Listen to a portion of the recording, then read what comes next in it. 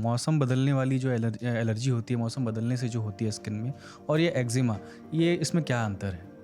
देखिए, एक common man के लिए जो एक सिंपल सा टर्म है वो है रैश या एलर्जी।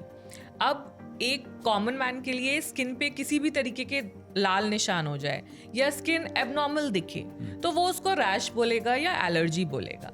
बट एक स्किन डॉक्टर के लिए एलर्जी के भी कई क्लासिफिकेशन है, उसके भी कई सब टाइप्स हैं। अब वो एलर्जी आपका पेम्फिगस नाम की एक बीमारी भी हो सकती है और वो एलर्जी आपका एक्जिमा भी हो सकता है। कॉमनली जो एलर्जी है उसको हम एक्जिमा ही बोलते हैं, जिसका लिटरल ट्रांसफॉर्मेशन है वीपिंग स्किन। क्या मतलब हुआ उसका?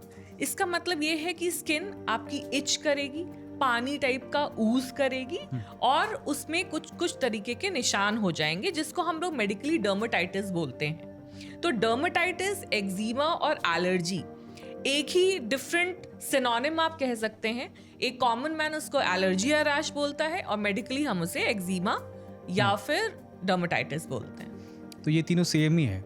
सेम ही है। अच्छा, और क्या सिम्टम्स को देख के कह सकते हैं कि नहीं ये नॉर्मल एलर्जी है? क्या एक्जिमा कोई सिर्फ मेडिकल टर्म है या एक कोई सीवियर सिम्टम को भी हम एक्जिमा कहते हैं? मोस्टली ये जो एक्जिमा होता है वो स्किन से ही लिमिटेड होता है। अब एक्जिमा एक कॉमन इंसान उसको एलर्जी बोल सकता है, पर अगर आप स्किन डॉक्टर के पास जाएंगे तो उसी एक्जिमा को वो कई तरीके का सब टाइप्स में डिवाइड कर देता है। जैसे कि एक एटोपिक डर्मेटाइटिस या एटोपिक एक्जिमा एक तरीके का एक्जिमा होता है। डॉक्टर के पास जाना इसलिए ज़रूरी होता है कि वो एक्जिमा का एग्जैक्ट कॉज बता पाएं। अच्छा। क्योंकि अक्सर हमें ये डाउट होता है कि एक्जिमा हमें हुआ क्यों। अब वो कई बार ऐसा भी होता है कि ऑटो इम्यून होता है कि आपकी अंदरूनी स्किन में कुछ रिएक्शन हो गया इसलिए हो गया, उसका कोई खास कारण नहीं है। पर कई बार आपके नॉर्मल दिनचर्या में कुछ चीजें होती हैं जिसके वजह से एक्जिमा हो जाता है। और मौसम भी कारण है इसका?